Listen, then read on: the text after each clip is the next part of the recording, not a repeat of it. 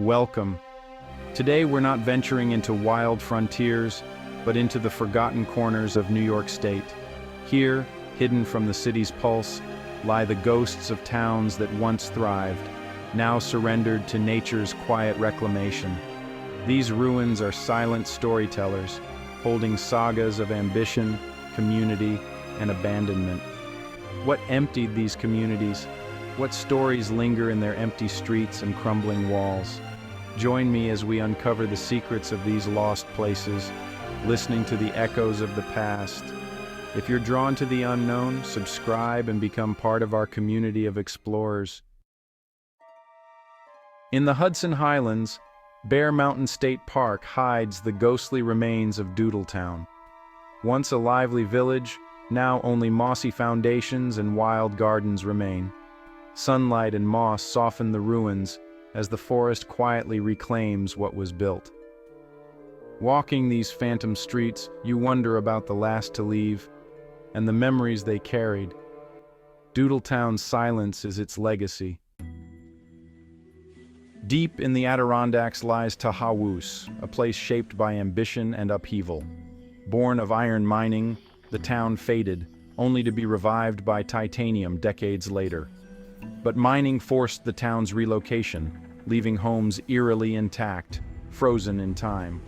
Wild peaks stand beside decaying homes and ruins, a striking juxtaposition. Here, the scars of industry and the resilience of the wild exist side by side.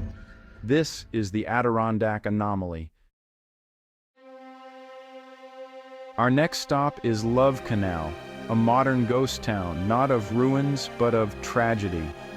Once a hopeful suburb near Niagara Falls, it was built atop a chemical waste dump. For years, families lived unaware of the toxic legacy beneath their feet. Chemicals began to seep into homes, causing illness, birth defects, and rare cancers. The fight for justice was led by determined residents, especially mothers who refused to be silenced.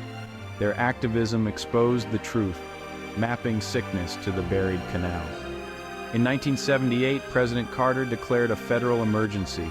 Hundreds evacuated, homes bulldozed, a community erased.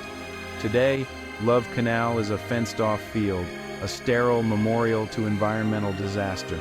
The surrounding streets remain, but the heart of the neighborhood is gone. Love Canal became a symbol of corporate greed and the hidden costs of industrial progress. It's a brutal lesson in how our actions can haunt generations. The ghosts here are not just memories, they're warnings.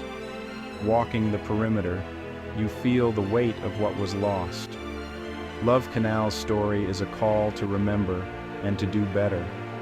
The poisoned paradise endures as a cautionary tale. Back in the Adirondacks, we find Benson Mines, a titan of industry now silent. For over a century, this was one of the world's largest open-pit iron mines, fueling wars and prosperity. The town thrived with workers, families, and the constant roar of machinery. But as demand waned and cheaper iron arrived from abroad, the mine closed in the 1970s. The machines fell silent and the town's lifeblood drained away. Today, the site is dominated by colossal, rusting ruins, steel skeletons and vast, empty halls. The open pit has become a deep blue lake, beautiful yet haunting. Star Lake, the nearby town, still stands, but its empty storefronts echo the mine's closure. Benson Mines is a symbol of America's deindustrialization, a reminder that what builds a community can also dismantle it. The power once wielded here is now a memory, the silence profound. Nature is slowly reclaiming the scars. The Iron Giant sleeps, a monument to ambition and loss. Its story is written in rust and water. In the East River, hidden between the Bronx and Rikers Island, lies North Brother Island, a forbidden wilderness. Once home to Riverside Hospital, it quarantined patients with deadly diseases, including Typhoid Mary. The island witnessed tragedy, most notably the General Slocum disaster, when over 1,000 perished offshore. After World War II, it briefly housed veterans, then became a failed rehab center before being abandoned in the 1960s. For decades, nature has reclaimed the island. Vines engulf buildings, trees grow through floors, and birds nest in the ruins. The structures built to confine are now themselves prisoners of the wild. From afar, you glimpse collapsed roofs and shattered windows, a haunting tableau of decay. North Brother Island is now a sanctuary for herons and egrets, thriving amid the ruins. Its inaccessibility adds to its mystique, a lost world in the heart of the city. Here, stories of sickness, tragedy, and resilience are whispered only to the trees and river. The island stands as a powerful symbol of urban decay and natural rebirth.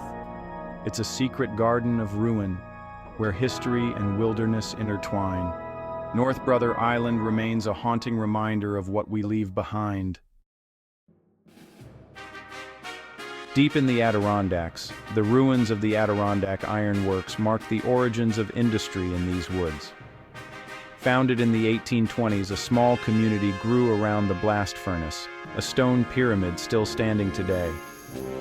The furnace was the heart of the village, its fire once lighting up the forest. But the iron was contaminated, and the village too remote. By the 1850s, it was abandoned. The forest reclaimed the site, but the furnace endured, a silent monument in the woods. In 1895, Theodore Roosevelt passed through here, learning of President McKinley's shooting, a brush with history in a forgotten place. Today, the site is a historical landmark, with paths winding through foundations and interpretive signs. The true magic lies in the ruins themselves, timeless, grand, and melancholy. The furnace and stone walls echo a dream now harmonized with the tranquility of the wilderness. Here, history and nature coexist, each shaping the other. The deserted village is a testament to ambition, resilience, and the passage of time. Walking these paths, you feel the weight of forgotten industry and the peace of the forest. The forest furnace endures, a relic of dreams forged and lost. Our final stop is Garnet, a mining town named for the deep red gemstone perched in the Adirondacks. Unlike other ghost towns, Garnet is beautifully preserved, caught between life and memory. In the late 1800s, nearly 1,000 people lived here, mining garnet for industrial use. The community thrived despite brutal winters, building a school, store, and homes, many still standing. As synthetic abrasives emerged, the town slowly emptied, families drifting away. But Garnet didn't vanish.